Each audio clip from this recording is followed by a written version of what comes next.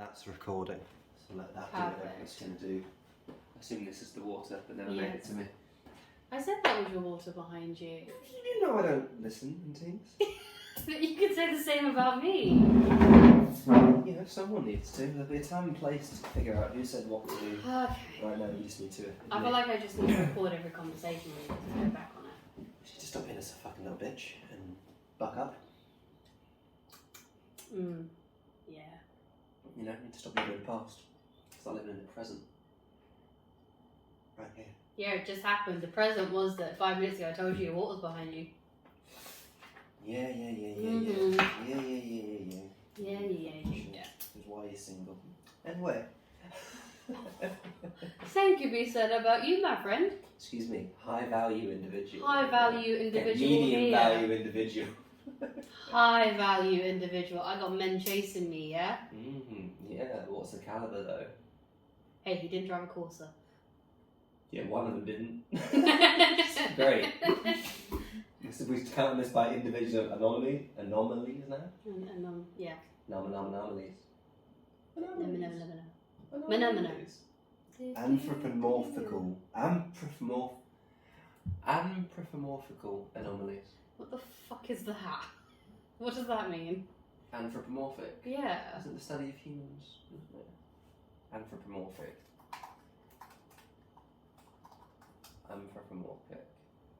I'm not even on Wi-Fi. Shit. Man's chatting there. I don't even have... Shit, I'm not even on Wi-Fi. Yeah, I'll give you the Wi-Fi password. So it's the VM... Yeah, it's that one. Lowercase r, 9, little s, big S, lowercase CKQ, 5, M, D, GT. MG. DT. MD and a G and D. So sign me up. No, I call it midget. Midget. I'm in. Anthropomorphic. Probably should change the Wi-Fi password because that's actually quite complicated, but I know it off by heart now. But Explanations of animal behaviour in animal terms. right. Yeah. Interesting. There you go, see? Man of knowledge as well. What can I say? Every now and As then. well as a man of leisure. Not every day of the week, I mean. Let's not go too crazy. Yeah, I was right, there's something sticky on your charger. I picked it up before to move it and I've just seen it's basically like household cum. Right there. Okay, do you want to know what that is? That is Actually, the... don't do it. No, that's the charger. Well, no, the charger is the charger for the portable cartridge. Well, that's wonderful. That's no explanation for it So being I'm going to sticky. guess my parents had sex in my dad's Discovery. And I think a cum has dripped on his book. Oh god.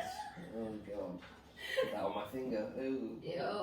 Oh. Tobin, sort your woman out, right? Get your shit in check. Alright, what are we talking about? I don't know, what do you want to talk about? Well, I'm still in a whirlwind of a day. I'm still in Edinburgh. yeah, that's true. I'm still in Glasgow. I mean, I'm not being funny. Yeah, by now you'd only just left Edinburgh. Yeah, literally I would have been... You've only been on the train now. Yeah, spot on. Literally an hour. And I would have been significantly in a more inebriated state, should we say. Yeah. I would have been high as a fucking kite. Oh, you would have been, yeah, 100%. So we can talk about whatever you want to, really. I'm quite happy for you to just... This can end up being podcast, this can end up being brainstorm, I just thought we'd stick everything on roll, this might not even be a podcast, it may just even be posted out somewhere at some point. Who knows? Coming to you live from somewhere, sometime. It's part of the... Maybe this is the documentary one I offer myself after getting chased by drug dealers for 6 months. This is the backlog. Do I get to post this? Yeah, sell it to whoever you want. Make some mullah. I'm fucking selling to HBO, my friend. Yeah, HBO. HBO. Line them up. Yeah. That's why I'm single. Oh, I'm glad you said it. Oh, you can fuck off, my love. Stones, glass houses. People shouldn't throw stones in glass houses. Very cheap. It's pretty weak, but I'm trying to get them. I think we should watch that tonight. Yeah. At least some point this weekend. I don't know if we have the time to watch Legend, Gina. We've got things to do. Yeah, we do. Alright. You've got time. We've got a whole day tomorrow to do shit. got to watch some people though. There's got to be a garden centre. You know. Can we go to a garden centre tomorrow? We've got things to do. Oh my god, I'm going to take you to Frost. I'm going to take you to Frost at Wellington. You're going to have the best time. I'm down. Because it's another. Remember I took you to that one and we were heading on the posh one we lose my mind. It's yeah. Well, the worst part about that was that we went to there's two sections of it. I'm talking to the camera right now. There's two sections to this particular gardening centre. And the main big part has got fuck all gardening shit in it. It's a cafe, it's got stupid little knickknacks, candles, baking shit. And then when you go across the road, it's got the teeny tiniest little bit of plants, isn't it? It's actually quite... with the produce stands outside, with the most expensive strawberries and raspberries I'd ever seen. It has the same amount of plants that you would expect to find at a large charity shop. Yeah, or like a nursery. nursery. Like a small nursery section. Yeah. Something that is not a garden centre, but you're like, oh, they do plants as well. Great, you know. You know. Sometimes when you go to like those little like cafes. Oh no, I tell a lie. I know I'm going to take you tomorrow. I'm going to take you to two garden centres. One of them has a really nice cafe attached to it. Sorted. I'm not actually. Sorted, my friend. Sorted and snorted. It's like when you go to like these small cafes that are in the middle of buttfuck nowhere, but they've also got a garden centre attached. They've got like a teeny tiny garden centre attached to them, and they've got quite nice plants and they're well taken care of and everything like that. Yes, I do know exactly what you're on about. Actually, it's like it's. Oh, there you go. It's aggressive chair noises. What can I say? I like to keep it vibey. No apologies ever made. Plugged back in. See if we can get this one going as well. We're in the addles of technology. This one could be dead. Well, we are in Bedford, which, as we know, is not renowned for its technology, should we say? Don't, honestly. It's trying to get on. Trying to call with you is like dealing with a third. Yeah, we have calls every single night, and it just doesn't. I think we must hang up the call and rejoin about 3 times. Way more than that. At least. That's understating it. Yeah. Like. But every single time he calls me back, it's like we've got a really good friendship. Honestly, it's quite. It's actually jarring. There is points when I'll be screaming down the phone just as it reconnects. It does make it very difficult to hold a fluid conversation. Does. Which is why it's going to be coming up to Edinburgh so often. It makes it nice and easy. Yeah, well, made it nice and easy. Past tense now. Yeah. It's all done. Yeah. Wow. It's that chapter closed. It's written in the book now. Fuck, it is, eh? Did some crazy shit. I don't know. It was an experience and a half, though. Yeah, it's definitely one way to describe it. I said an experience, I never said whether it was good or bad. Yeah, no, for sure, it was definitely an experience, I'll give you that. Yeah, it really was. I mean, no, not many regrets. Not many. Yeah, that's fine. You right there, Max? She's like, oh, this is a new smell. I haven't smelled this smell before. Just called my people's herb. You smell nice? Gorgeous. Smells like sunshine. Sunshine? Sunshine. Sunshine, eh?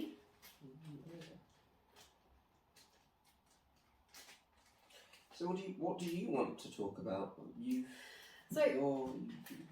I mean, the other day we made pretty good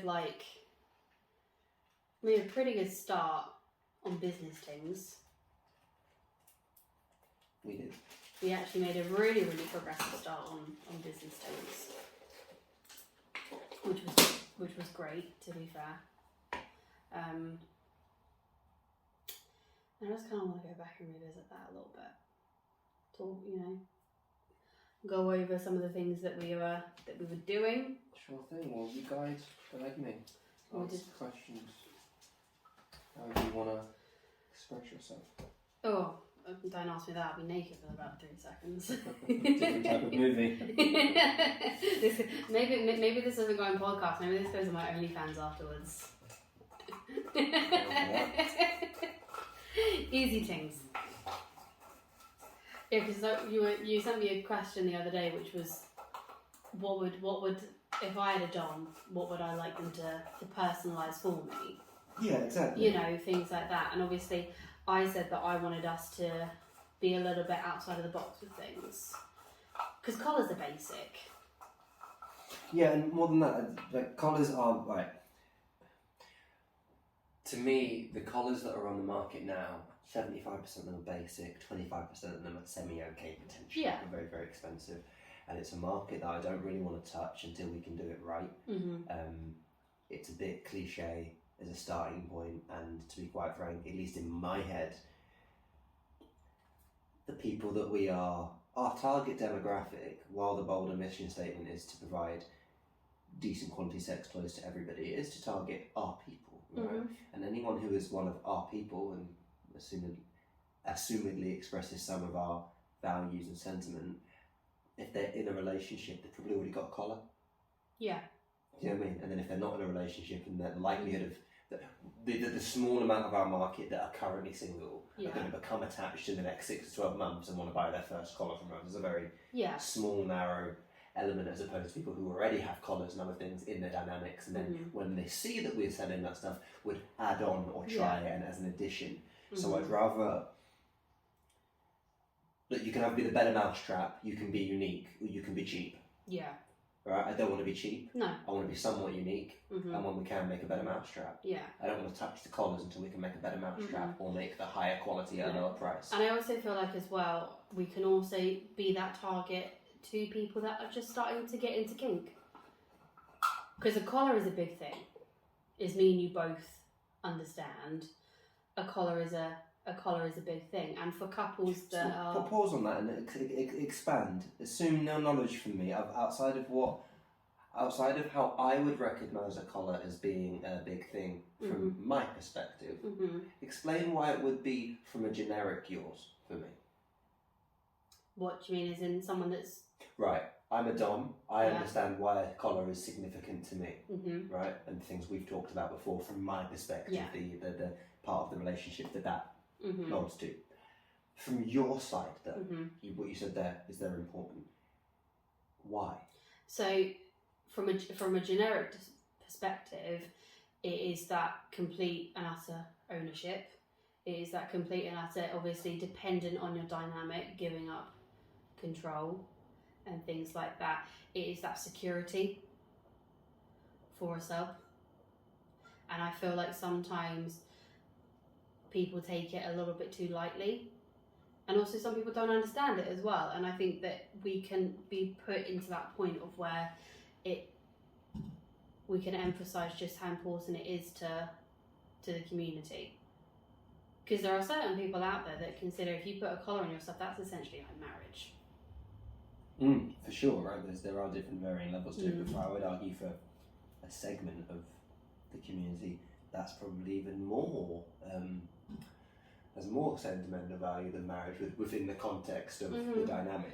My thing is as a sub, and I'm talking for myself here, but probably talking for not for everybody, but for a lot of people like me in the way that I am. Obviously, in my normal life, I am a control freak, complete and utter control freak. I like to have everything that's going on. When I'm a sub, I can give that up. Yes, and you've seen me completely just hand over control, and that's great, and I like that. And for me to say to someone, to a dom, or no, my dom, and say, I think it's time that we start thinking about a collar. That's a big thing, and especially for the dom that knows me will know that that's actually a really big thing for me to do, because what I'm allowing them to do is to take complete and utter control. And I'm not. It's not me giving up my freedom, it's me giving up my control.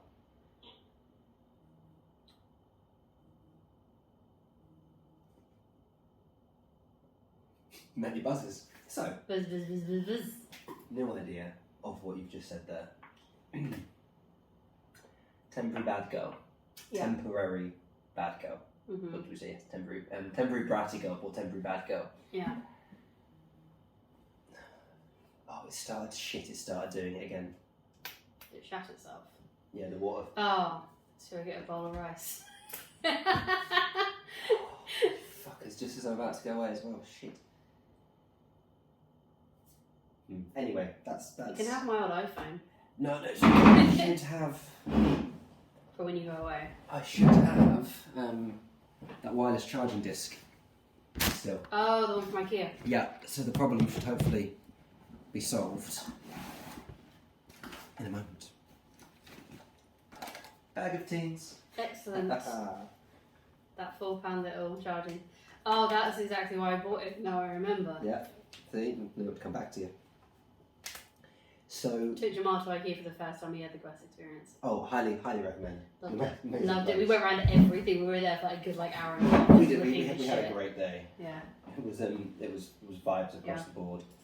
It was. Now, we've talked a lot about, and rightly so, how from someone like your perspective, a collar is quite a big deal. Mm-hmm. Now, do you think it would be worth trying to cater to people who wearing a collar isn't as big a deal, either for the individual or for someone who wants that for play sessions with either an individual or variety of individuals? 100%. I don't want us tailor it to just how we view it, because I think if we do that, we're cutting ourselves off from the market.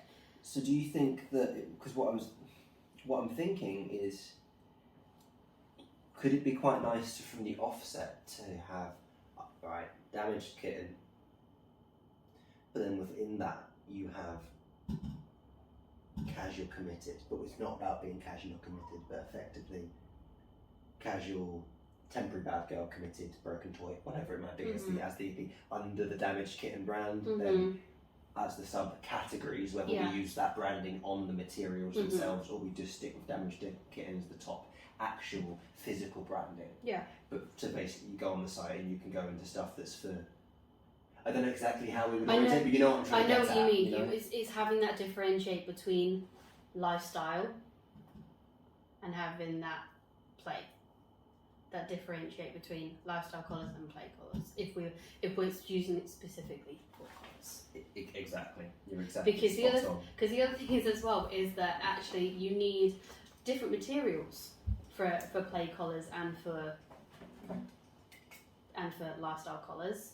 You know, if for example for me, if I was wearing a leather collar every single day of my life, I want it to be sort of a nice, softer, thinner leather. If I'm wearing one for play, I want something a bit sturdy. I want something a bit more rigid, something that can take a little bit more, you know.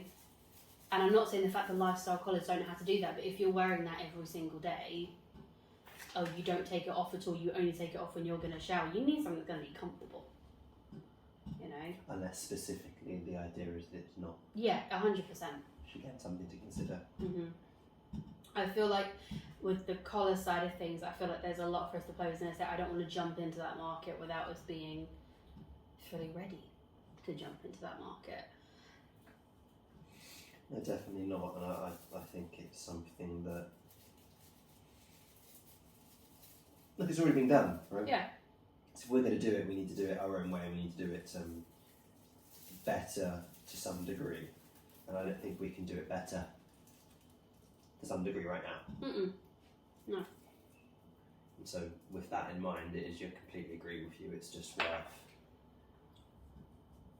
sort of parking that for it until we are at the point where it's like, okay, let's actually do this now. Do actual market research, you know, and it's not just me and you and speak to people and go and, like, that's the sort of thing where I'd want to do sort of months of testing and send out sample products to people and, you know, actually get real world feedback from a variety of different sources. Because what I don't want to come from this is something that I think is very important, is that the vision and the motivation and the vision behind doing this is something that's very clear.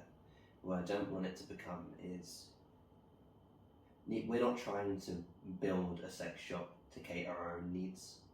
I think that's very important. Yeah. And there are things where there are going to be times where A, we need to just design stuff for ourselves and try, and B, where we do need to just step outside of that comfort zone and give it a bash. Yeah. But I also want to make sure that we are selective about the products that we try and design, because there are types of products that we could design now, 1 or 2, or in a year we could design 15. Yeah. You know, and then it's that where I want to look at the long-term nature of it. Let's park collars, you know, let's park lingerie. Let's park certain things where we could think of a much bigger and wider approach. So I think that's going to be a very interesting one. Mm-hmm.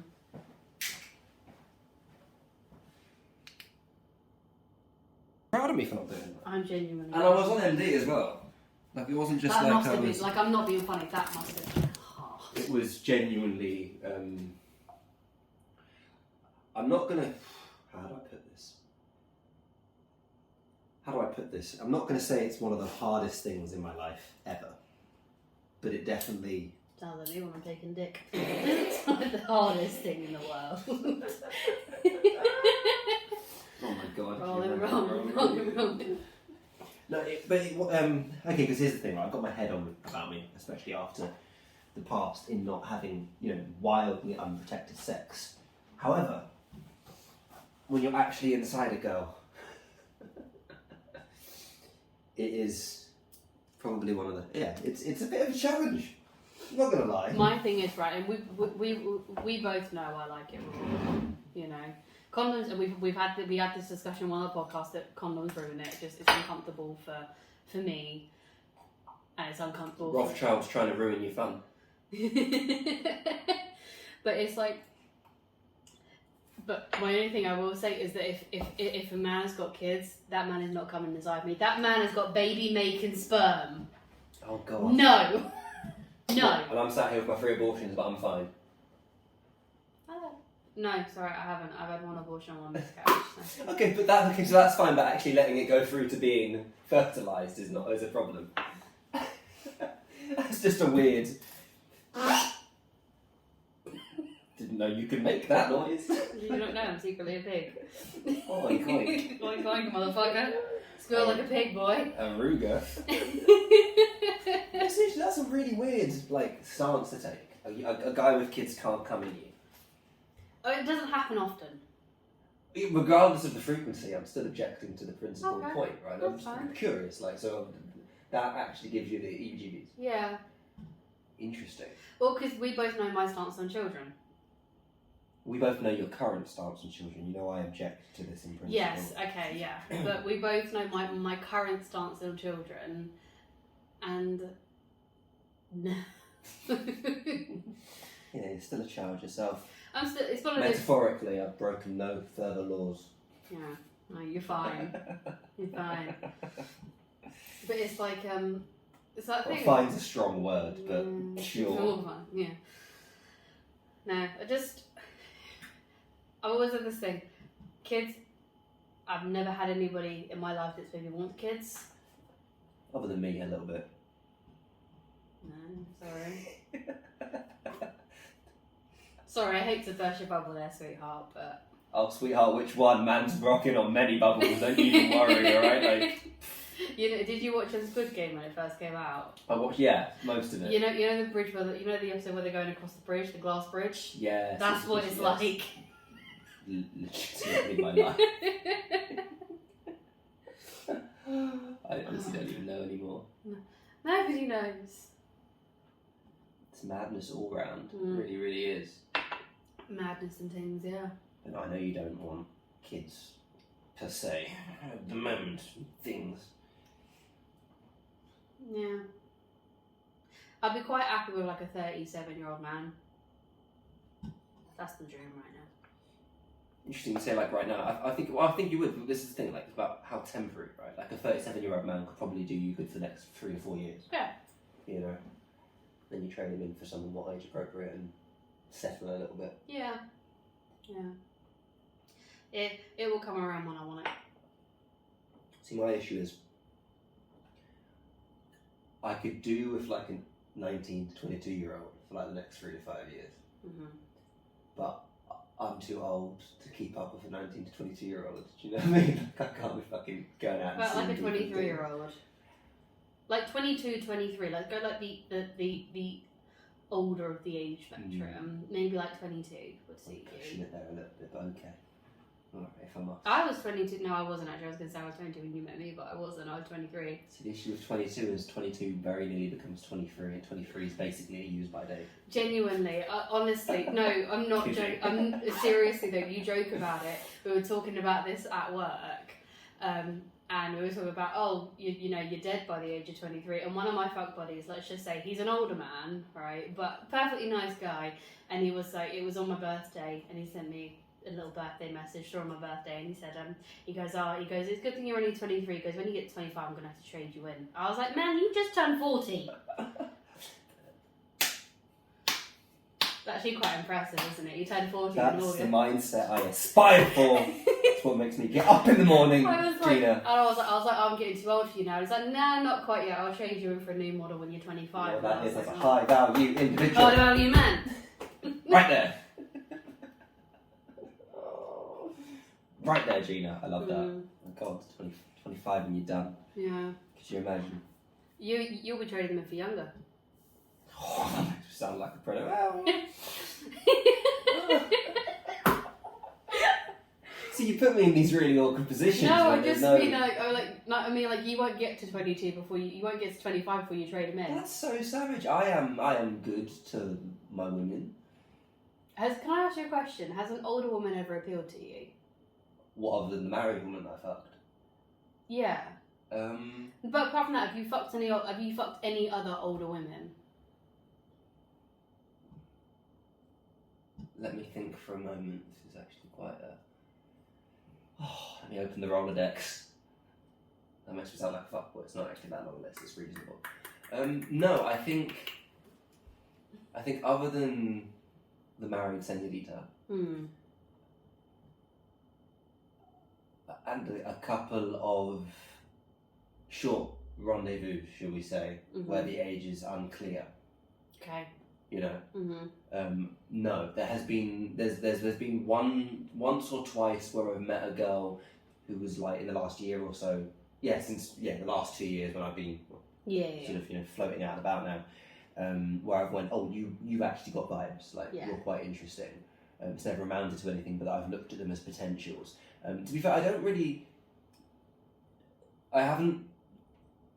It's not that I avoid looking older. It's just I think the experience, the anecdotal experience I've had so far dating, at least for myself, and broadly speaking, people my age that I've spoken to in my limited circles, is that girls seem to go 3 to 5 above. Yeah.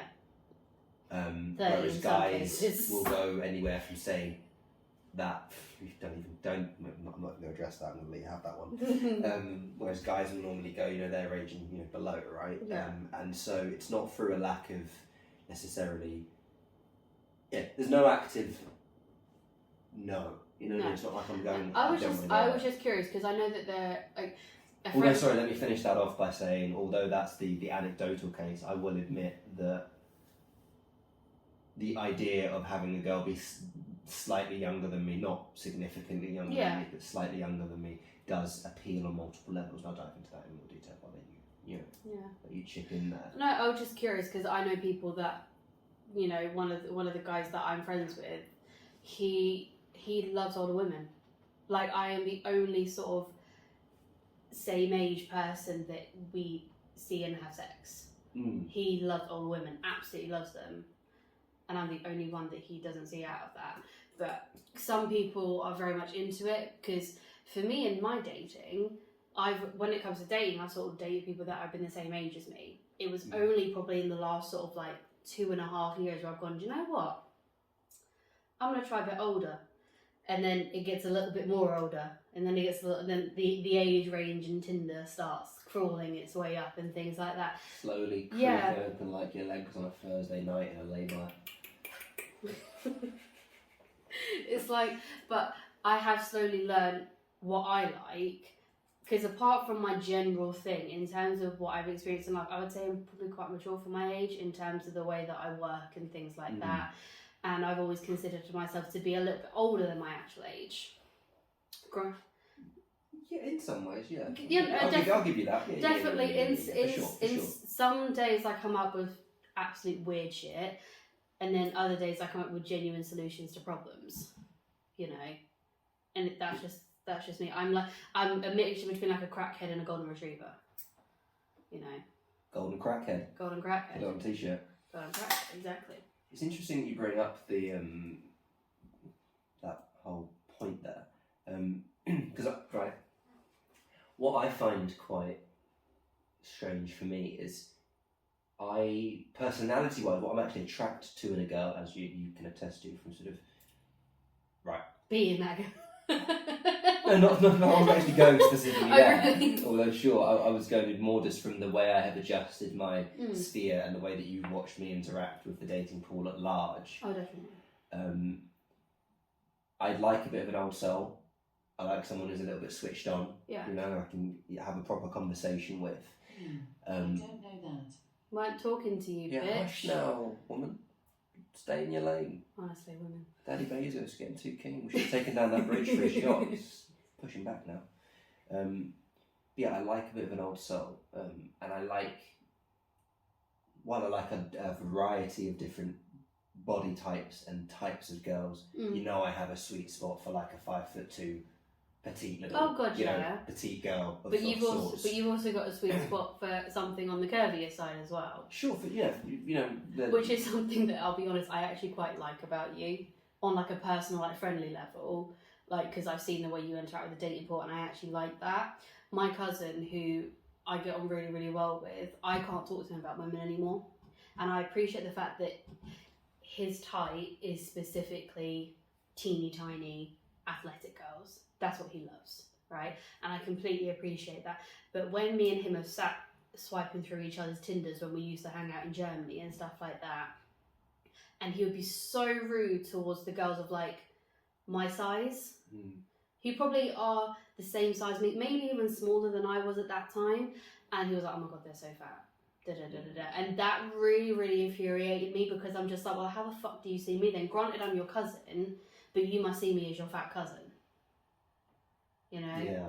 And I never liked the way that he had that particular type in his mind. And granted, if that's your type, that's absolutely fine. But don't shit on the other girls. No, for sure. Oh, look, you know, my broad statement view is always, you know, love what you love, whatever turns you on. But completely to your point, there's never a need to be derogatory to any group of people across the board when you're dating, or when you're sort of even just browsing. But yeah, it's weird. It sounds cliche or very like fuckboy, but like I'm attracted to a lot of different things, right? You know, there's different types of people and different vibes and different souls and different connections, and I don't think there's one form of sexy. I don't think there's one form of attractive or beautiful to me. There's not one type. Now that doesn't mean, you can attest, that doesn't mean that I just run around looking like anything for pulse, like, oh my god, No. You know, there is an element of genuine selectivity to that, even in the girls that I look at and ogle over a little bit. But yeah, I think it's for me, the connection I have with someone is based on their personality. It's based on the relationship that we build. It's based on the way that we connect, and that does genuinely, for me, take up such a more significant portion of how I am attracted to them as a person than what they look like. You know, that's like 75% of me. The physical side is like 25. Yeah. So, yeah, when I'm walking down the street and I see a 5'2" girl who's really thin and, you know, throw her up against the wall, I'm like, yeah, that's my type. But then it's about way more than that. You know, there's lots of other things that I'm attracted to and I find beautiful, and then that you wanna dive and explore. So I don't know. It's. I think there's a lot more to it than just you. Just what most appeals to you if you're forced to rank order something. You know, which is a very bizarre way to construct and view it. I mean, let's take this. Actually, probably quite a good thing for the podcast. That's what we're recording right now. But I feel like let's take the date I had earlier this week as an example. Oh, your short prejudice. Yeah, and my thing has always been, when it comes to dating, as we both know, that I don't like to date someone that's shorter than me or same height or only just a little bit taller than me. Mainly because I am 5'3", I am quite short and everything like that. So I like a guy that's taller than me. Went on a date on Tuesday and the guy was a lot Sorry, to be shorter. very clear, this is only when dating a guy. When it comes to fucking, any which size, shape will do. Yeah, that's true. Anyway, I'll let you continue. It's more about the dick size that I'm concerned about, and I'm just fucking them, to be honest. But first thing when this guy turned up on this date, and I was like, oh my god, he's short.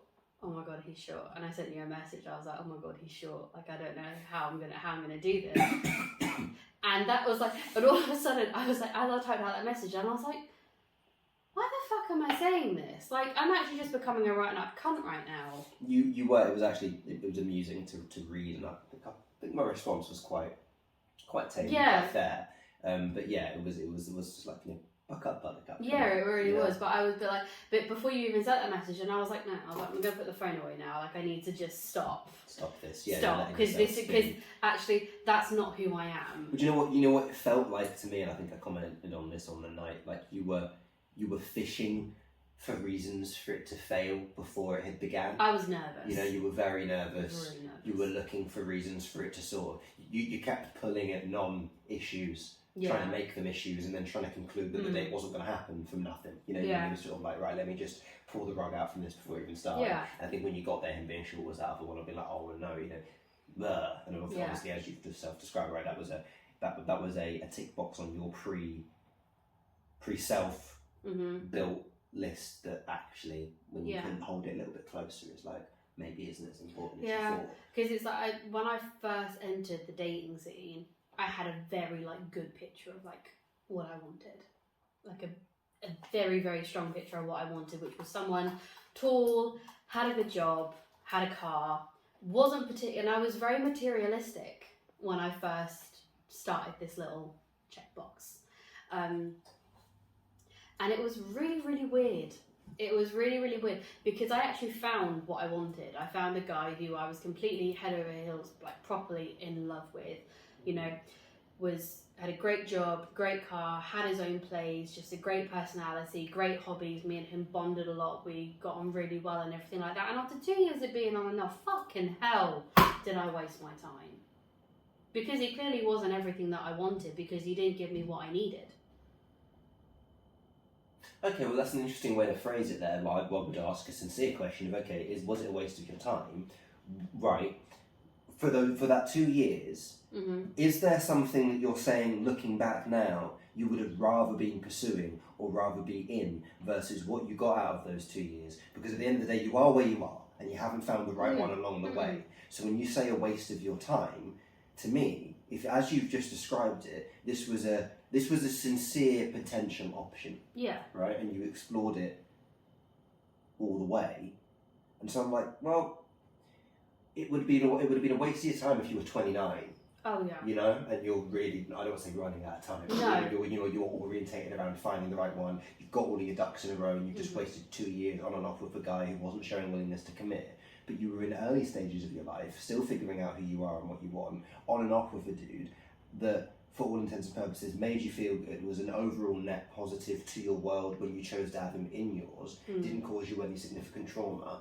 So I'm like, well, I don't see that as a waste of time. I see that as tried, successfully failed. Yeah. You know, by that same logic, should I sit here and be like, I was with Joelle for total time just over 2.5 years.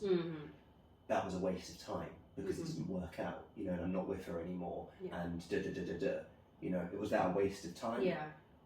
It could have been if she was a horrible person, you know, or it was a horrible relationship, or but that wasn't the case. There was love. We tried. It failed. It was worth the bash. You know what I mean? And granted, you didn't get to the stage of being in love with the dude necessarily, and letting it all the way go the way. But for where you were at and what you were doing, I think it's. I'm not saying it was a good use of time, but I don't think it was a waste of time. I don't think any relationship. I feel like probably used the wrong words there, but no relationship is a waste of time. Whether it's. Well, you know what it is. I think I know what it is. You're recently across the board in life figuring out when to pull out of things. Yeah. Right. Whether that's by putting up boundaries or actually eject seating out of situations, whatever it may be. You know, going back to no bueno for me. So I think now that you're finding that in yourself, it's very easy to look back on things and go, oh, I should have pulled out, I should have turned off earlier, you know? And so that can feel like a waste of time, because now with new wisdom, you're like, oh, it's not that I shouldn't have done that, but I should have known when to get out sooner. Yeah. You know, in the same way that we could sit here and argue that for me with NCM and Tesco. Yeah.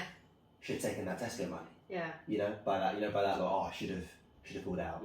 Because it didn't go exactly the way I should. I could really be sat here like, fuck, I could have got just pound for pound more out of my days. Fuck, I should have taken that. Yeah. But no, it was a path worth venturing. It was a path worth exploring. You know, yeah, I think it was. And I think with most of your limited romantic encounter pool, I think that the times that, for at least my philosophy, I'm not going to try and project that or imprint it onto you. But at least the way that I try and treat romantic entanglements or any time spent exploring that is any genuine potential connection, romantic or otherwise, is worth giving time to until it's not. Yeah. And they're always worth giving time to. You know? And that's never failed time, that's never a waste of time, no matter where that goes or how it comes. Like, I feel like people are put in front of you for a reason, and sometimes it works out, sometimes it doesn't, sometimes they are your type of person, sometimes they're not. But at least for me, and the way I try and engage with the world is throw yourself into it, be open, give it a try. If it works, great. If not, well, now you know. Yeah. You know? You know that person's not for you. Absolutely. When more to the point, I'm not going to go too Ted Mosby on it, but like, what if they are? Yeah. Right? Ted Mosby sometimes had a point. I make a fool of myself all the time with girls. Not all the time, like there's a problem, but I say that anecdotally. But you've watched me leave notes or try and put yourself out there. I put myself out there. So You put yourself out there, whether it works into your favour or not. I'm not saying in fact it doesn't work in your favour, but just nothing. Oh, it becomes doesn't of at all. But you know what I mean? It's like, but you know, it either works in your favour or nothing becomes of that connection. That's absolutely fine. Yeah, oh, and look, you've watched it.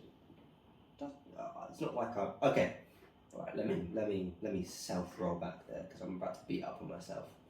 I would say I have medium game in a club bar setting with girls, smoking area type vibe. Yeah. I think I'm not a fuckboy, but in terms of chatting and starting up a conversation vibe, like I'm pretty solid in that arena. When it comes to my Notebook moment-esque, let's give it a go, putting myself out there moments. Look, I recognise that's not for everybody. By no means do I do anything creepy or weird. I just do little, you know. I've seen you multiple times look at when you want to do your Notebook, you know, little here you go moment. I've seen you on multiple occasions of where you've gone, okay, does this girl look like she wants to be, when she's wearing her headphones, okay, that's fine, I'm going to leave it. She doesn't look like she wants to be connected with, because you're reading that person, you can see whether the fact that they are, you know, wanting that interaction or not. Like, take the girl who we were in Starbucks in Edinburgh the other week, the really cute girl, right? I'm gonna take her as an example, right? She had one earpod in, she was quite happily looking around the environment around her. It wasn't like she was like proper like built into her iPad and her Photoshop and her books and whatever and things like that. She was completely aware of her surroundings and stuff like that. She hadn't completely plugged out of that. But you sat there for a very long time going and on the way out, obviously you did it.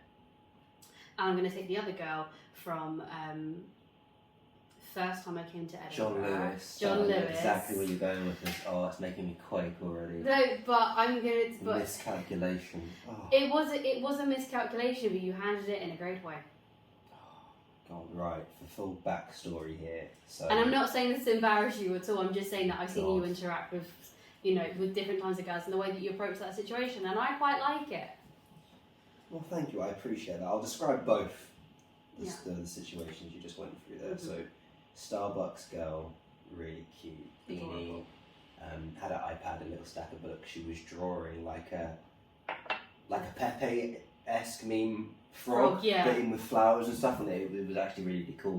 We were sat chatting for quite a while, and she was next within my eye line. So I wasn't staring at her or anything, but I kept, you know, glancing over through the day. And then she said I was umming about whether or not to sort of chat to her or spark up a conversation. And in the end, I went for writing her a little note, and And as we walked out, I left it on the table. I didn't, You break didn't it. stop and I talk. didn't stop You and just... talk. I just sort of left it on the table next to her as a sort of passing go. And in a very similar situation, when we were in John Lewis and St James's Quarter, or walking up to it, there was this really, really cute goth girl. Yeah. We saw her on the bus actually. We did. We saw her on the bus. She was on the bus, and then promise we didn't follow her. I promise that we hands didn't down, follow her. Hands down, But like we'd seen her another time during that day, so before we even got to John Lewis. We crossed paths again, and we were like, oh shit, it's bus goth girl. Yeah. Wow. Because she got off at the stop before us. She did just at the start of Princess Street. She got off and then like disappeared, and we then found her at St James's Quarter, way down the other way. And we saw her, and I was like, wow, beautiful, really great aura. More than just she looked, and she was again doodling on a bench. And we went away, went into a few shops, and again I and ahed for a little bit, and I was like, no, I'm going to go and. I was happy shopping. You were happy shopping. I was like, off you go. You were salivating over these fucking fleeces and ponchos and shit.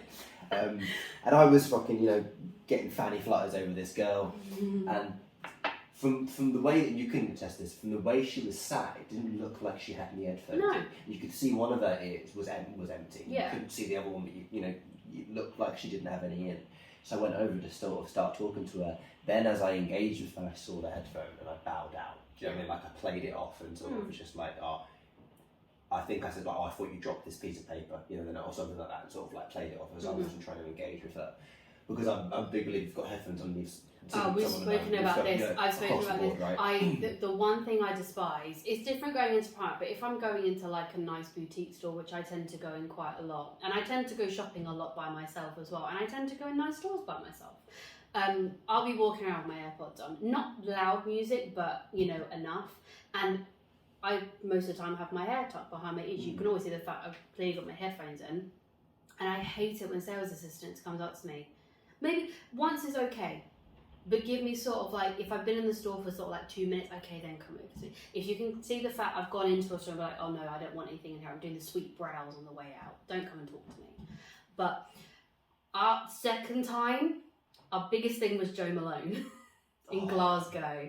Oh, I was ready to kill somebody. We were in Joe Malone. We were in Joe Malone in Glasgow, and looking for a cologne for you. And one lady came up to us like, "Do you want any help?" We were like, "No, we're just looking, thank you." And then another lady came up to us, and then we went over to a different section of the store. And this lady, she came right up to my face, didn't she? Really close, like up to my face. Smoking area close. Yeah. It's like you know the meme of that girl and that boy chatting in the club. And it's like she looks so interested, and he's like trying to talk to her in her ear. It was like that kind of thing. It was really bad, and that bugs me. I hate walking into a store, and especially if it's a small store as well. There's only like 3 staff. Okay, one, if you've spoken to me, you can clearly see the fact I didn't want any help. The second one's now come to me. Right. Give me the third one now. Where are you? About to get a backslap? I want to play bingo now, guys. Come on. Please continue to ruin my day. I'm like, and the thing is as well, especially when you see the fact I've had to take out my earphones to talk to you. Yeah. When I've had to go, sorry, what? Oh, don't. Like, I've actually been having that with the new pair of headphones. I got the noise cancelling. It's like life changing for me. I've never had like a fancy-ish pair of headphones. Spent ages looking for these fucking headphones. Exceptional. Hey, that was Glasgow and Edinburgh fucking with us. Man. That was. But now there are times where I'm exact same thing. I'm in and like you can't hear people. No. Actually, you can't hear what someone's saying. You can't hear people even with like AirPods. Even looking at them. Do you know what I mean? You can't. And I'll look at someone. I'm like, I've got headphones on. I've got things in my hand. And they're still trying to talk. Like, I can't hear you, dickhead. Exactly that. Do you know what I mean? You've got like trying to shuffle them off. It's a whole goddamn fucking thing. Like with my taxi today, with the Uber. Oh my god, halfway, running late, early train. Everything's cancelled. I'm panicking. I've booked the Uber. I get in the Uber. We're halfway towards the station, and the man taps me on the leg because I've just got the phone. We were on the phone. You know? Yeah, we were on the phone. I couldn't hear fuck all. Don't. Carlos was vibing. Carlos was vibing. He had like his semi-Hispanic, semi-pop music on. Yeah. Like really loud, the window down, and then so we're trying to have a conversation. It's not working, and then he taps me on the leg, and he's like, "Where are you going?" And I'm just looking at him, and I'm like, "What?" I just put on. I'm like, this is pretty stoned as well. I'm like, "Yeah, the fucking train station, Carlos." And he's like, "Yeah, okay, cool." And then he doesn't say anything else. I've taken the headphones off and I'm like, okay, cool, train station, cool. And I put the mic back on. But I gave room for him to inquire further, right? He didn't. I then open the app after a minute and look at where it's taking me. Now I put in the station. I was coming from Curry and we were already on the Princess Side Street of the station. That's where we were coming from. Now I assumed it was going to drop me by Balmoral, right? Or at least round directly in front by the booking thing. As you would expect. It was taking me down to by the dungeons, the other side exit, which meant going over Northbridge, more time. And I looked at him and I was like, oh dude, I don't know why it's taking me there. And I said this to him, I took my headphones off, I was like, Carlos, I just want to go to the station. Please don't take me that way, right? Pull up here, drop me outside the Balmoral or somewhere around there. No drama, man. Like somewhere on Princess Street is fine. I don't want to go across the bridge. He's like, okay. He then repeats this back to me like 3 different times, each time changing what I've asked from take me over the bridge to take me to Princess Street. And I was like, Carlos, and he's like, yeah, man, it's all good. Like, I'll do whatever's easiest for you. But that's why I was asking. I was like, dude, fucking clarify, dickhead. Asking me where I'm going, and I'm like, what side of the station? Dude, nightmare. Absolute little nightmare. Made it though, but then we made it. Yeah, don't. It's like when I came up to Edinburgh a couple of weekends ago, and don't get me wrong, I love an Uber driver that is chatty, but talk to me for like the first 5 minutes of the journey. After that, like I'm on TikTok, or I'm messaging a friend, or I'm letting my parents know the fact I got there safe and everything like that. And this man is still talking to me. Your friends and people notify of your safety. Next rubbing salt in the room. Because my mum wants to track my fucking location everywhere. Well, you let her, so let's talk about that. You can't complain if you're letting her. No, I turn it off constantly. Well, that's what I'm saying. Like, I was up in Edinburgh, and my mum started getting a notification from my mum be like, Suzanne wants to know your location, for fuck's sake. And then it's like, I'll be out doing my things in the lay-by, get a message on my phone. Suzanne River wants to know you. No, she fucking don't. Oh yeah, it's like, how about you? No, she don't. Fun fact, did you know that me and my first proper girlfriend for 2.5 years used Find My iPhone to avoid her dad catching us fucking in his apartment because he hated me? I have it on my mum as a tracker for this place. Got me done. I have it on a tracker for this place. If I know that if my parents go to their friend's house like 10 minutes down the road, they'll be there for a good 2 hours. That's enough time. It's time to get some things done. That's time for me to do it about 5 times. It's time to get some things done. Circle it right back round talking about short guys for a minute. Okay.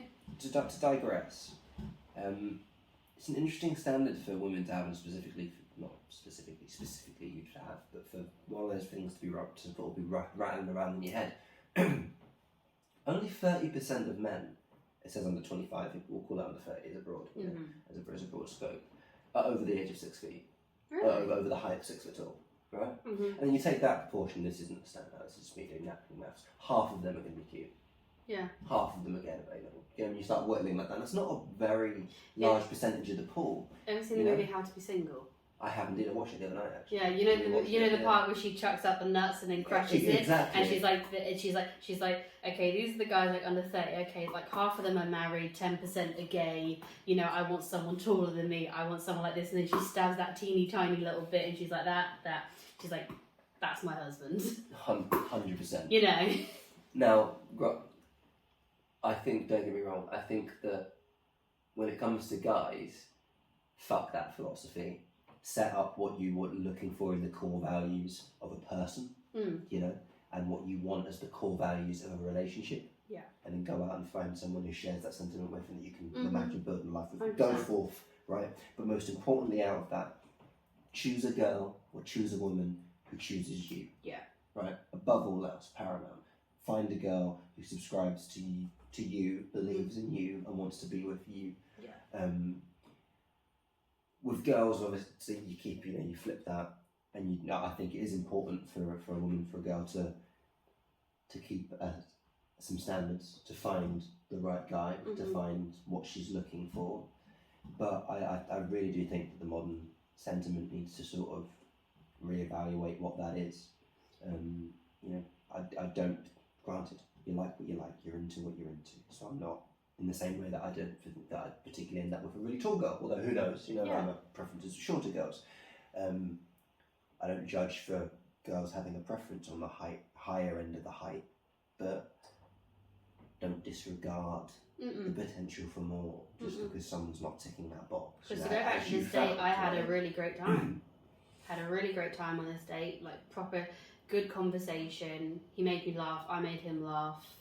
You know, we had a really nice time. We went and had a drink first, and we went and had dinner.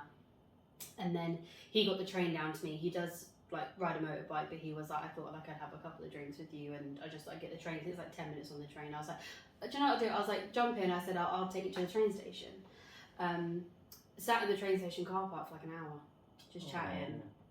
Oh, look at you. Chat, and I cuddled with a really good kisser, which I was really happy about, because I want to do like the Daffy Duck thing, you know, where like his eyes fall out and like drop on his beak.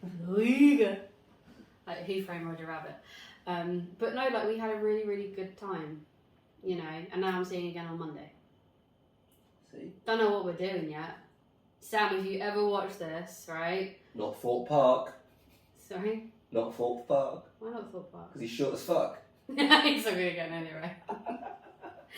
Well, he said to me that he's 5'8", and I feel like I want to show you the shoes that I was wearing, but they were like that tall. Oh, okay. I think, is that quite a big thing to go for a first date?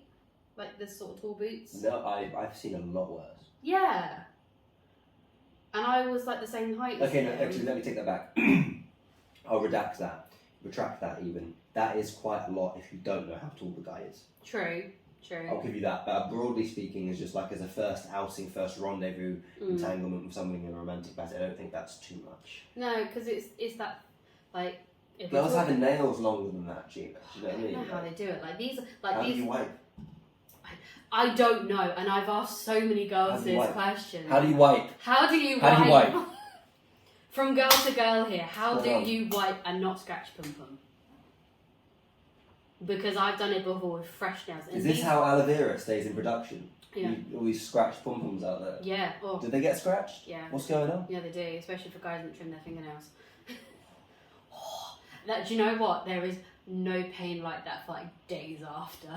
That's what we call scraping. Always check a man's fingernails, girls. Always check a man's fingernails, because if they aren't trimmed, don't do it. He's gonna come at you like Johnny Darko.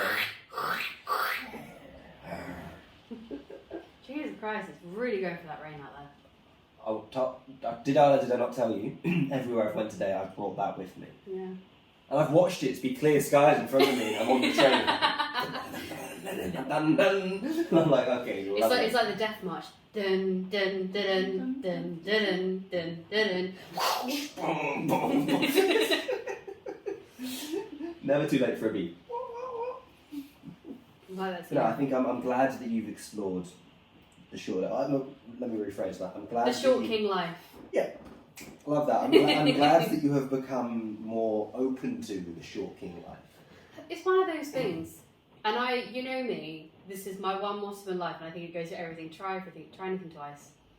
100%. And I think that actually it goes for sexually, but also friendship and connection, and everything is in between wise. Actually, I would object to that. I don't object to try from twice, because that's the same across the board, if anything, right? But I think specifically with the short guys, I think it's something that needs to be treated as like on a case-by-case basis every time. Do you know what I mean? And what I mean by that is like, okay, you talked before about me being a proud supporter of the curvaceous ladies. Yes. You know, do your thing, big love for all, enough Jamal to go around for everybody. Yeah. It's like, if there's a girl that I come across and I'm not that attracted to her because she's slightly too big for me, if the vibe is there, I put that to the side. Yeah. And I continue on for a little bit, and genuinely just park that for a moment, thinking about a section and all that stuff. I'm like, no, let's just vibe that out and act as like that's not a factor for a little bit. Yeah. You know, and then once I've gotten to know her to a level where I'm like, okay, I feel like I actually know you, then I can factor that back in and go, right, well, with knowing you and how I feel about you physically, do they match together, and is that something that I can look at you as being attractive? So apply the same logic to the short guys. I'm not being funny. We've all had those connections where we've gone, oh my god, that person is so absolutely beautiful, and they're as dull as a fucking door. Dull as a fucking door. And it's disappointing, especially when you look at that person like, oh my god, they're everything that I want. Like for me, if I could give you like my typical like dream guy, I'm not saying it's my type, but Asian Chris Hemsworth. Thank you, that also is built like a fucking rugby player.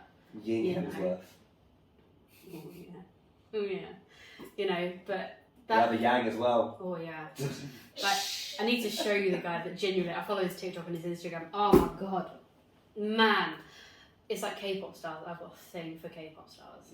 Don't know what it is, but if I saw that and I was like, go to them and I'm like, oh my god, they're into me. Oh my god, start talking to them. Oh my god, they're so fucking boring. I've had it a few times myself. They're so fucking boring, and it's actually hurtful. And do you know what the other thing that's more disappointing to me is when someone is really, really great on text, like really good banter on text that keeps your mind going, stuff like that. Meet them in person and it's difficult. It's crickets. And then you don't know whether or not that's just because they're shy and that is going to improve exponentially over time as they open up, or if that's just a symptom of who they are in person. Yeah. And that's not really going to change if you get to know them. Do you know, you like, right, okay, well... Yeah. And then is that enough for me to sustain being with you in person? You know, it becomes a very... I'm gonna use an actual like real life example here, which is from like a year ago. So my friend Corey, when I first... Corey in the house. Yeah. When I first... So Against the future I can see. So It's so mysterious to me. Hashtag 90s kids.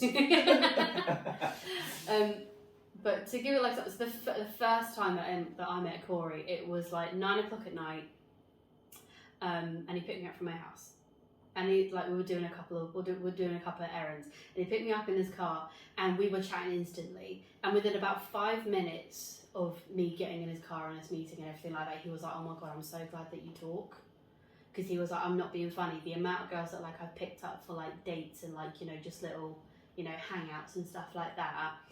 And he goes, if they don't talk to me, he goes, I've full on turned around and dropped them back off at their house. Preach it, yeah, for sure. And he was like, I'm so glad that you actually talk. And I was like, don't get me wrong, like it's small talk, but I'm trying to engage with you. I'm trying to get where your vibe is and stuff like that. I can't be one of these people that just sits and doesn't talk. I can't do awkwardness. No, it's too much. I don't do awkwardness very well. It doesn't fit in with my vibe. I've tried very, very hard to keep my energy and my vibe where it is, and I don't like things that eke into that. Completely agree. I think for me, I find it very draining to have to, especially in a romantic capacity, to constantly have to be serving topics. Oh. You know, and to constantly feel like you have to sort of be a showman, as it were. It's difficult. It's difficult, and for me, it's not what I'm trying to do, right? Because I'm not trying to court a girl to sleep with her. I'm trying to get to know someone to see if there's vibes. Yeah. You know?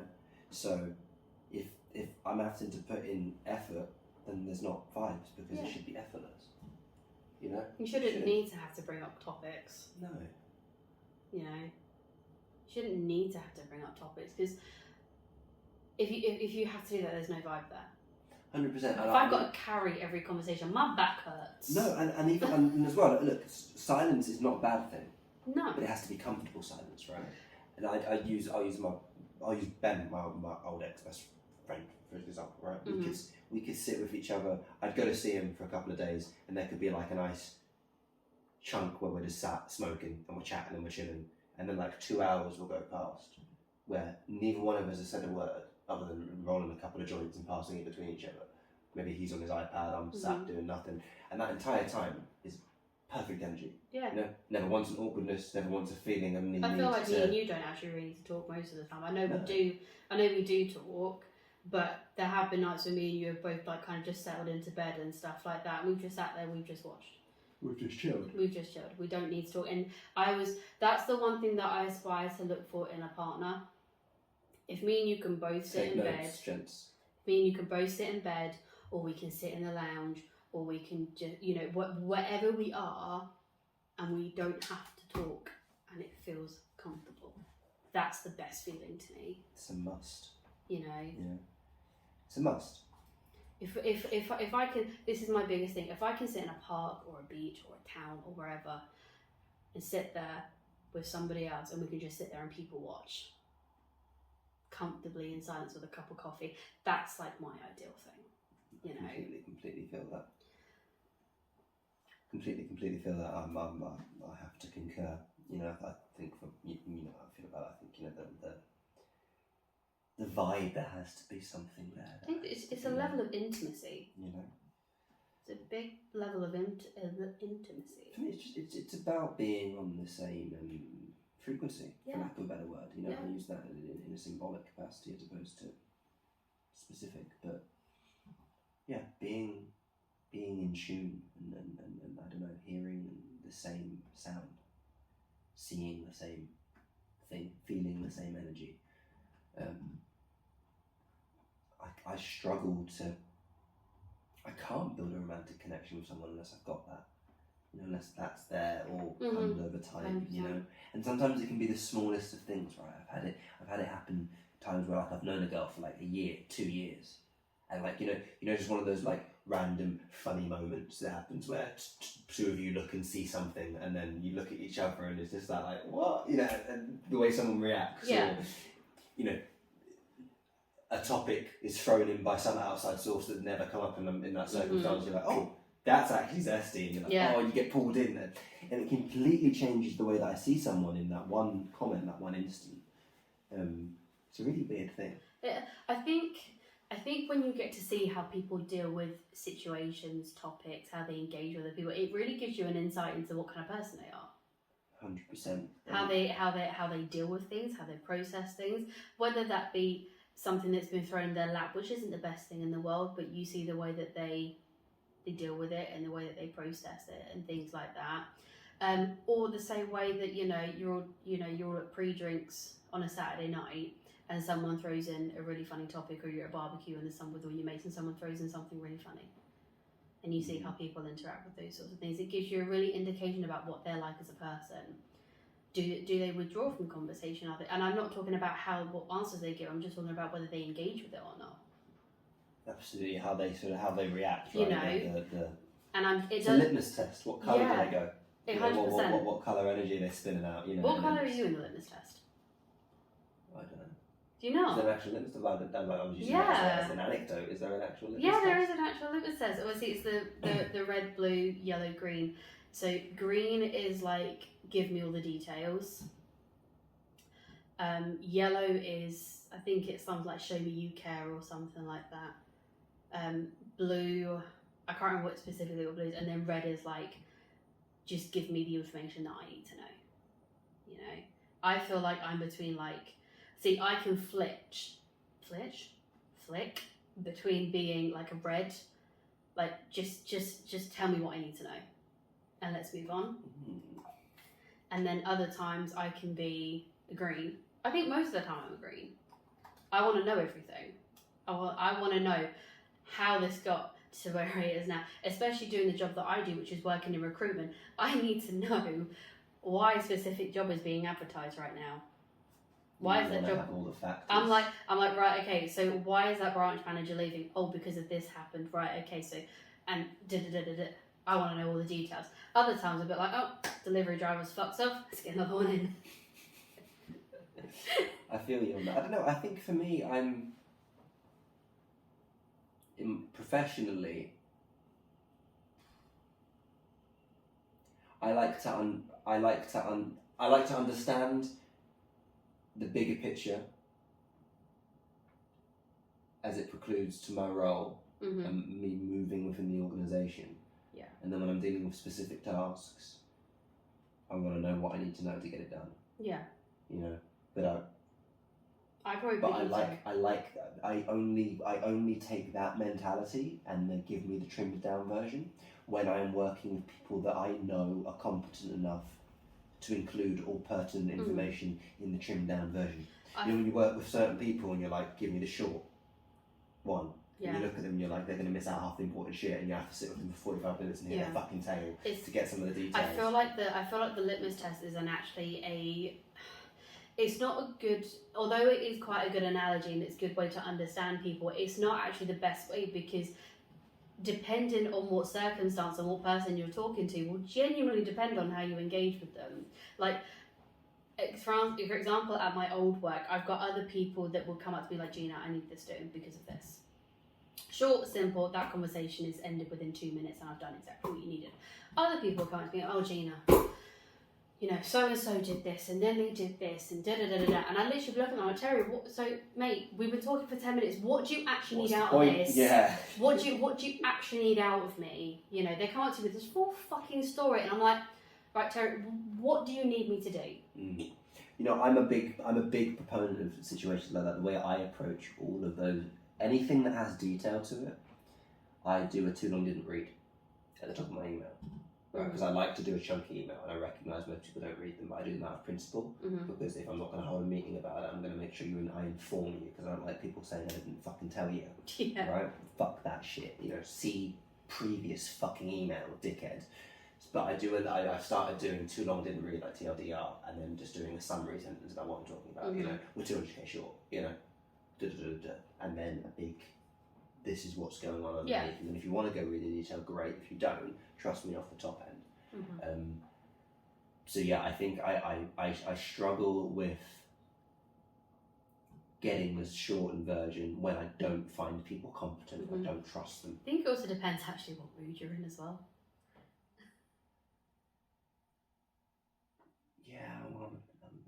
Yeah. You know, some days when you walk into work, you just go, fucking Karen is going to talk to me. I don't want to fucking talk to Karen. She's a cunt. Oh, and now Jeff's on his way to talk to me as well. And you just think, there are some days when you go to work, you're like, I don't actually want to talk to people today. I came in, I showed up. Because I'm legally required. Because I am legally required to, and you fuckers won't let me work from home, right? But if I'm giving you that, I've been walking to, oh, Gina's not in a good mood this morning. No. It's not the fact that I'm in a bad mood. I just don't want you to fucking talk to me. Genuinely. It's not the fact that I'm in a bad mood or anything like that. I just don't have the energy. And I'm not saying that's bad energy. I've just run out of the energy from the day before of having to talk to Terry for 15 fucking minutes. You know? I'm not in a bad mood. I don't have bad energy. I just don't have the energy to deal with this. Oh, what did you have for dinner last night? I've often said this. I'm paid to do a job, not to handle someone else's eccentricities. Minor enough as it is. Yep. You know, I'm not here and I'm not paid to deal with someone else being a bit fucking goofy. That's like not in my job description. Yep. Unless it's specifically in the job description, you know. Judith, for example. No, because she was a victim of circumstance. The more I thought about it, yeah. It's like she was thrown a real bad hand. I need to find a pen cap for my dog chokes on it. There it is. So you happen to be in on the weekend. Sorry. So you happen to be in on the weekends when your parents go away. I know. Parents can't pick up pen caps for me. In charge of the dog. Head of the household. Yeah, head of the household. But no, it does genuinely depend on what mood I'm in. Or just what energy I'm feeling that particular day. I'm not being funny. Like, the place that I work at now, they make us do a rota. I take my laptop home every day and I will decide if I feel like going in the morning or not. I will decide. My job before B&M, I worked for a company, and my boss, I'm not going to lie to you, he was pretty shit, but he was pretty chill about stuff. He was like, look, take your laptop every day. If you don't feel like coming to the office, he goes, I don't fucking blame you. The amount of times I would just message my boss and be like, hey Joe, I'm not feeling it today, man. He was like, yeah, neither am I. He was like, you're going to message me all day? No, just fucking leave me to it. I promise I'll do some work, but leave me to it. That's it, done. That's a boss that understood me as a person. Yeah, I get that. You I really do. It's what I miss about RBSI actually, when they opened the offices back up, they were trying to encourage people to come in. My boss was like, to me and my colleague Levante, they were like, hey, how are you both feeling about going back into the office? And I unmuted myself immediately on the call and was like, fuck, right off. Just unleashed it. I've talked about how much it was going to cost me and just people in general. I was like, no, I was like, it's not on the cards, and I'm not coming back in. She was like, okay, don't have to come in. She's like, you never have to come in. She's like, you don't have to come even see the building. I was like, great. She didn't even give me a security fob. I think she said, okay, here's the deal. You have to meet with someone from the business at one of we had access to a bunch of shared working spaces across the little town. Oh, okay, She was cool. like, you have to, they weren't RBSI branded or anything like that. It was Just workspaces. digital jersey Yeah. spaces, right? She said, you have to go in once a month or so. And I was like, okay, great. So once a month or so, we'd go in for like a lunchtime meeting. We'd all leave for about 11, do it through till 1, call it a day, and go do some afternoon shopping. Yeah. It's ideal. And they kept floating the idea and pushing like, oh, do you want to come back in, do like hybrid working and stuff like that. And every time we came out, my boss would, to be fair, would stand the ground. She would be like, look, my people are happy. My people don't want to see any of your people. My people are telling you to fuck off. Yeah. I was like, that's the See, energy. this is the thing. I feel like I'm the perfect person to work in recruitment, and I'm gonna tell you why. Because I don't like small talk particularly well. I don't particularly like it. I'm not. It's few. What's the point? What's the point? And I have a very different recruitment style to what other people do in my office. 2 of them have come from one. So there's 4 people in my recruitment team. 2 of them have come from agency. One of the girls, she's never done recruitment before, and then obviously I've come from a variety of different recruitment backgrounds. One of them being agency, but I don't tend to dwell on that too much because it was a shit part of my life, and I don't want to go back to it. But the way that I approach candidates is that I don't call them. I'm not going to call them and be like, hi, I'm speaking to Joe. Oh, hi, yeah, my name's Gina. I'm the recruitment advisor from Alliance Automotive. Shit, I probably shouldn't have said my company name on there, but fuck it. Hi, it's Gina from Alliance Automotive. Yeah, I've seen your CV on Indeed. You're currently working as a parts advisor for GSF Car Parts. Is that right? Yeah, great, excellent. So I've currently got a parts advisor at one of our local branches available in Whitehaven. Would that be something that you're interested in? Something that you're interested in discussion? Oh, you caught me at a bad time. I'm at work at the moment. As it says on my fucking CV. Literally every recruitment agent call. Joe, no problem, mate. I completely understand.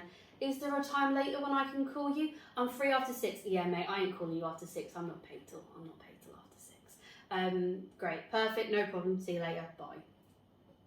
I don't do that. I refuse calls. Do you want to know what I do? I text them.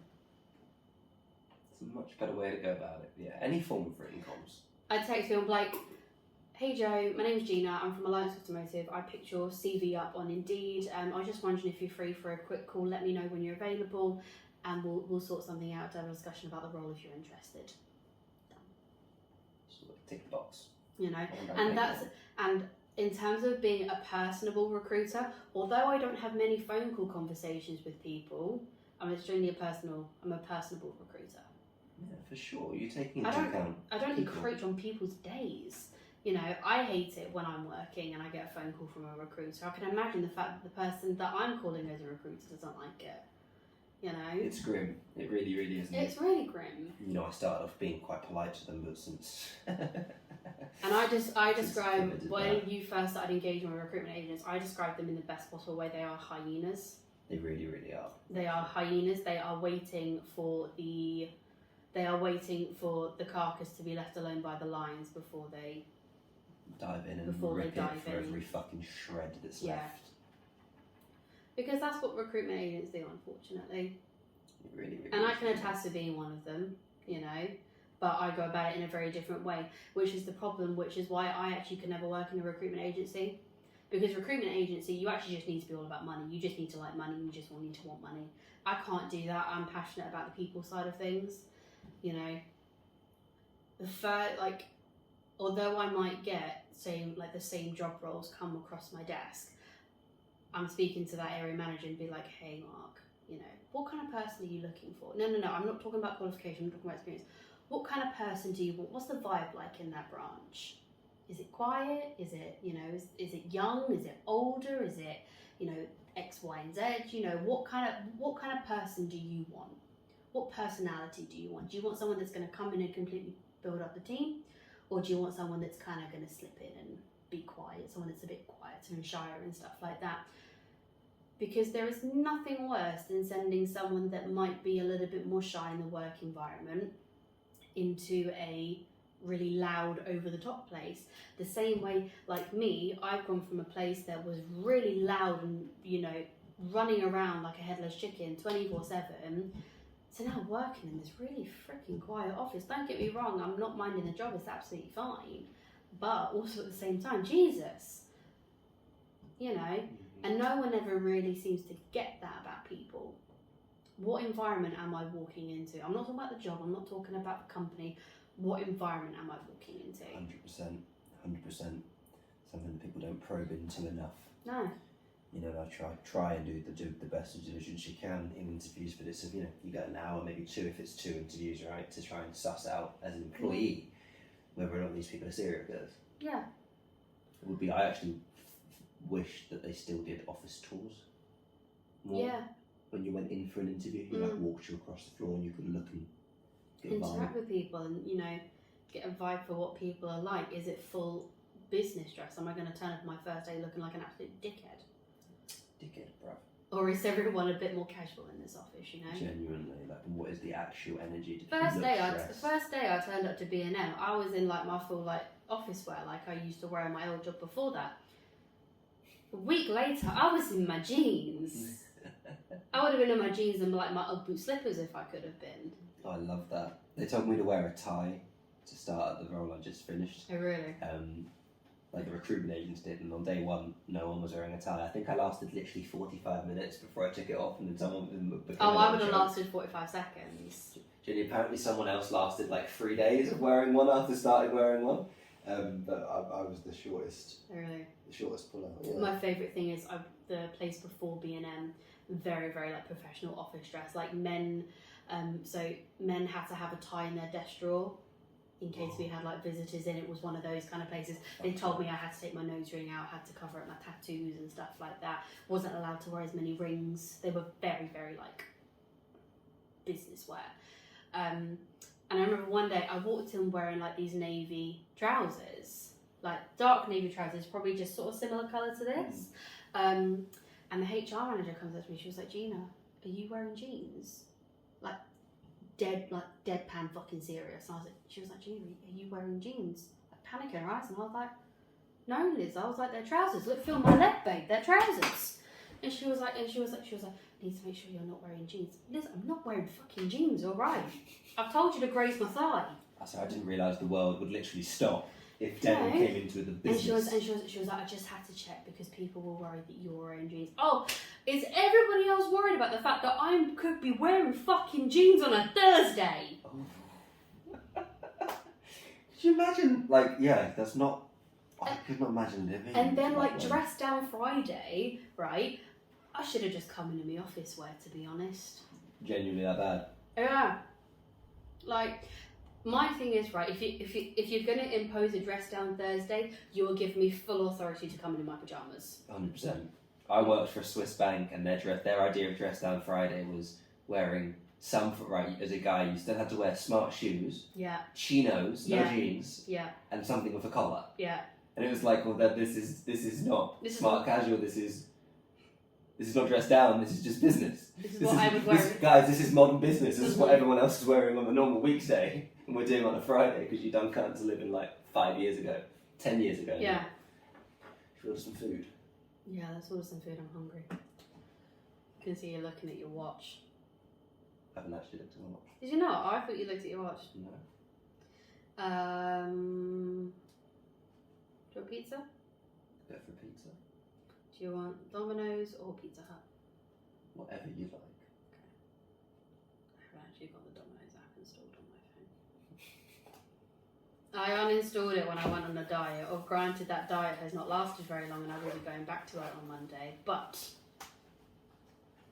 well, you know what I say about diets. They can be quiet. It's original. Jamal Brady. That's Jamal Brady quote, yeah. Trademark 2022. Why does the Wi-Fi not fucking work in this cunting house? Because it's the government trying to keep you unhappy The and uninformed. government constantly keep me unhappy because it sucks. Richie Sunak put in his fat sack.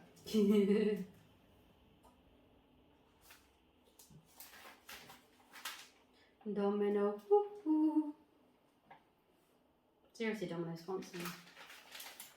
What the fuck's happening in my life, Gina? It's all falling apart. Is this still recording, by the way? Did you stop it? No, it's still wrong. Okay, perfect. No, that's fine. I was going to say, if you just asked me the That's question... savage. I thought you were concerned. You're like, this is fucking gold. This is gold right now. You want. Shows the true quality of a good friend right there. I'm a great friend. Feels you suffering, make sure I'm that a you great record friend. When he's close to having a breakdown, I get on a train to Edinburgh. Oh, bitch, that was as much for you as it was for me. You wanted some time back in the city of joy. Oh, yeah. Felt alive for the first time. You wanted to come running back to that. But no, real talk. It does sort of feel like everything is burning a little bit. Mm-hmm. And while I think I've done a very good job of recognising that from the ashes rises a phoenix. And this is hopefully part of a bigger existential. How much do you reckon you can eat, by the way? Like a medium portion, you know, like I'm happy to split a large pizza with you or something like that. Cool, if you want me. that's fine, just so I know. Go for the large mega mix deal.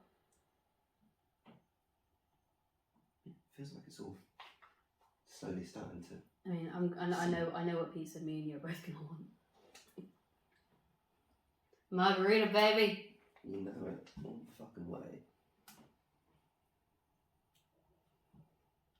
Okay, you got your choice of sides here. You got twisted dough balls, cheese ones, pepperoni twisted dough balls, garlic pizza bread, or potato wedges.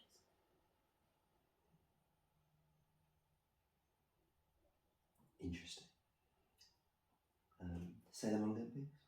So cheese twisted dough balls, Mm. pepperoni twisted dough balls, garlic pizza bread, or potato wedges. One more time. Okay, I'm going to keep doing this in a sexy voice as I keep going. Cheese garlic dough balls. Actually, no, I can't hold it up. Pepperoni twisted dough balls, garlic pizza bread, potato wedges. So just one final time. Fuck off. So serious, just one more, and I'm there. Cheese twisted dough balls, pepperoni twisted dough balls, garlic pizza bread and potato wedges. What was the second to last one? Garlic pizza bread. No, the one before that. Twisted pepperoni dough No, balls. not that one. I'm gonna kill you. This is like your jacket all over again. Yeah,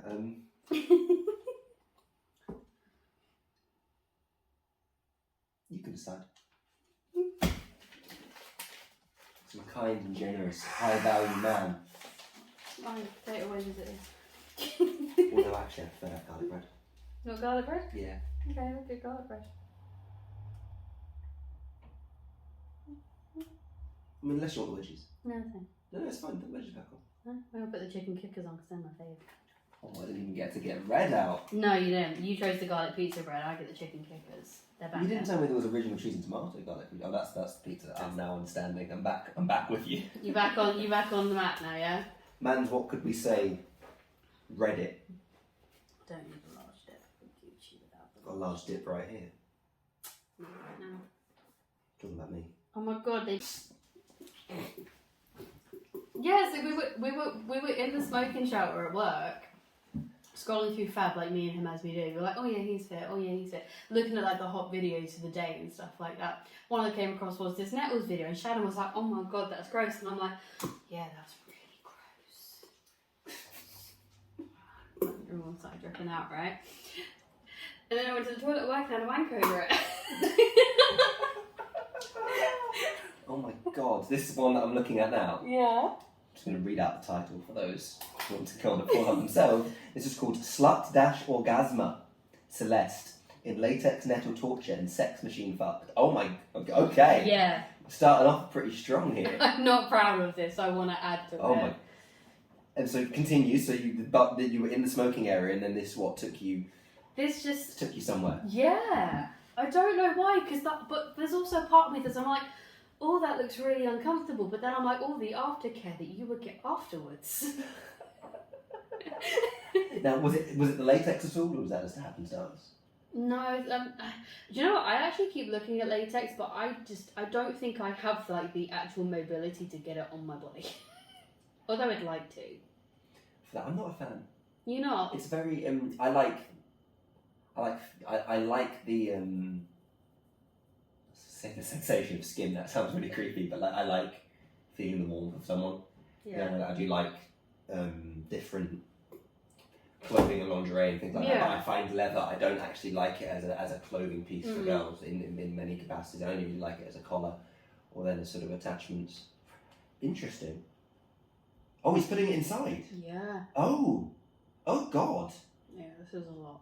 Oh, and he's rubbing with the wow. Well, ladies and gentlemen, I hope that you've tuned in. Oh, it gets better. It gets better. He's continuing. Oh my goodness. It gets better, honestly. Oh, he's got out. He's got out. Oh my. Right. No, okay. Hold on a minute. Pause. This man has custom made a dildo machine out of a hedge trimmer. Yeah, I know, And it's a black impressive, dildo right? cock on the end. This has blown my Amazing. fucking mind. It's people. actually amazing. Oh, and he's even got branding on the video. Yeah. Okay, we're going further. Man is like genuinely. Fun fact about Pornhub accounts: excellent way to find other amateurs, because oftentimes amateur accounts will follow or be friends with other amateur accounts. Well, because this is the stupid thing, is that like Pornhub took off most of the amateur stuff, and I like amateur stuff. Oh, I found it heartbreaking when they did. No, it's just horrible. He's got enema videos, dog training videos. Yeah, anime videos do something to me as well, and I'm also not proud of that either. I know what you mean. Yeah. He's got toilet brush fuck. Oh, I saw that one. Yeah. I bet you did. Does this really give you an indication just how actually filthy I am? Mm-hmm. Yeah. Yes, indeed. Can't do anal, ladies and gents, but can do a lot more. See, the latex really puts me off. Does it? It does. It's something about it. I find it really it's really unattractive. I feel like the problem with latex is that it very much is a dominatrix kind of thing. Yes. If you're if you don't get me wrong, if you are a dominatrix, right? Please step on me, and I don't say that lightly. Please, with your latex dress and your pleaser heels, please step on me, okay? I'll take anything, genuinely. Right? But it's one of those things. Like I've seen like submissive latex outfits, like very cutesy things and stuff like that. It's difficult. Like this, for example. This is the way that I would describe it. Something like this. Like that. Oh, okay. Yeah, I see what you mean. Like- Send me a link to that. Like very, very cutesy. Put it in the correct chat. Kink. Kink, Ket Karry-On. I do know what you mean, but again, still, there's something about it though. That sort of style. Mm-hmm. I find it really, really unappealing. Yeah. Well, not unappealing. There's just something about it. I see this very much on like a dominatrix kind of thing. Yeah, I do. Anything. Whenever I see the leather, I immediately start to feel dommy vibes. But don't get me wrong. There's a part of me that's been like, yeah, do you know what? I'd look great in one of these. Like I don't find it nice to the touch. No. No. Same. I'm looking at the gloves now and the boots, and I'm just like, none of this makes me feel. Ooh. No. But They've got jeans as well for guys. Mm-hmm. Jesus Christ, that's quite. That's very much on the gay scene though. Yeah, I suppose they are quite liberal with their latex, are they not? But don't get me wrong though, you put me in like the maid uniform, 100%. Like put me in like the maid uniform. Yeah, I'd much prefer that in lace. Yeah, me Fabric, too. Cotton, something like. I want something that I can actually rip, Cutesy. not something that I'm gonna ping like a bra strap. But I think of that maid's outfit. Send me the link to that as well. I think of that, just like if she's on top of me, feeling the latex on my legs. Well, it just feels like a condom. Yeah, no. You know when you're like up against no. It's a condom at the end of the day. Something about it's just very very unappealing. Yeah. Yeah. No. None of it appeals. Not a fan. Or No. clothing. Oh, got stuff for guys, but yeah, it seems more gay orientated. Yeah. Yeah, definitely Yeah. for the gays. Not really my Really, it's not you? not for me. No. Funnily enough. Fair enough. Who would have thought?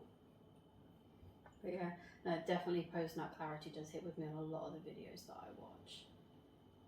Oh, I can imagine. What's the worst thing you've ever flicked the bean to? I think it probably is the Nettles video. Really? Yeah. Like a like dog or anything like that? No, furry stuff, yes. Interesting.